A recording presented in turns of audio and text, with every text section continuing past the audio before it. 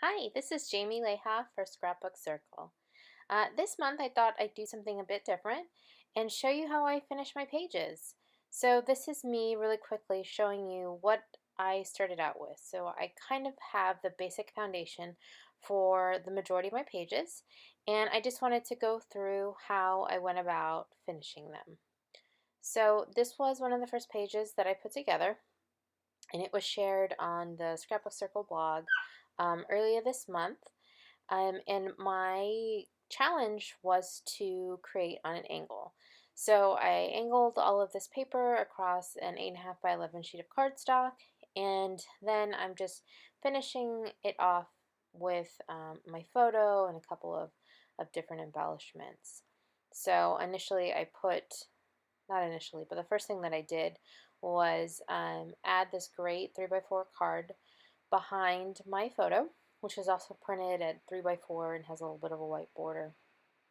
I added that um, glitter ampersand and smile, and I did some date stamping, which is something that I do pretty much on every single one of my pages. And I'm just playing around trying to figure out what else I might add to it, but it looked pretty good to me, so I called it a day. This next page, the foundation for this was essentially that really great sheet of paper from Pink Fresh Studio, which I'm loving everything that they're coming out with lately. I know that they're newer to the paper game, and I love it. I love all of their stuff. And this photo is actually from my best friend's 31st birthday celebration. So I thought Celebrate was absolutely perfect to include on here. I adhered it down and started adding a couple of different um, little odds and ends and die cuts.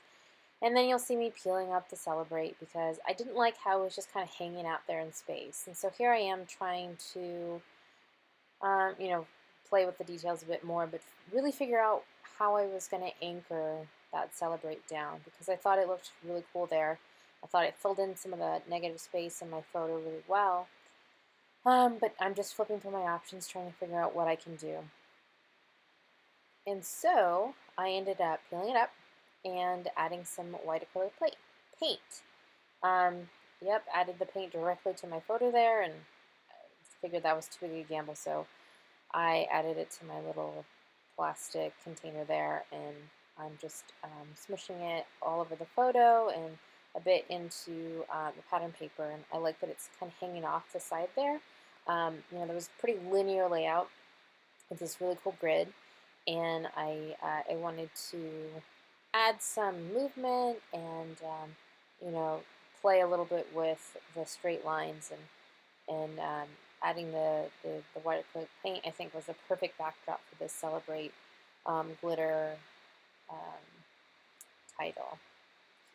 And I'm just finishing my title with adding two stickers from the crepe paper sticker sheet. Just says Celebrate 31.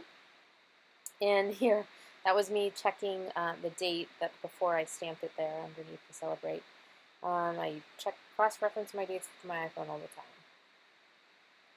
And I think that one was pretty much finished. This one I think was the furthest along that I got on, before I started to finish it. So I adhered my photos and I made my little window there, put my title down, and now I'm just kind of finishing. I'm just doing all the little details, same as what I've already shown you. This one was a bit harder for me to fill in because I had a lot of space in between the bottom of the photo and the window and, the title, those huge letters. And so essentially I put it all down. Then I picked up a lot of it and moved it up, trying to see if I could fill things in a bit more. And then I think I moved it pretty much 2 or 3 times, and then it ended up straight back in the same place that I started from. Go figure, but I guess that's just a lesson for me to just trust my initial instinct and work from there. So it did move up the letters just a tiny, tiny bit, but yeah, I think that those block letters are back where they started, and there I am again moving those awesome sequin arrows back in their original spot. There was just a couple of die cuts that I added there, and you'll see in the final photos of this page, the few things that I ended up doing to finish it even more.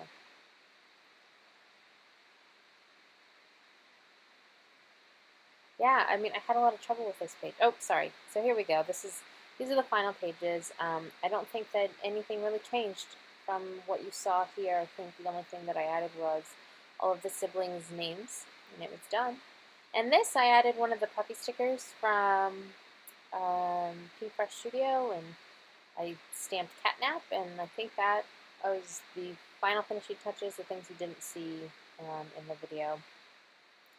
And for this one, yeah, there was just a few things that I added. The wood veneer, added, of course, my journaling, and here's a close-up coming up of how I finished off the title there. I think that's it.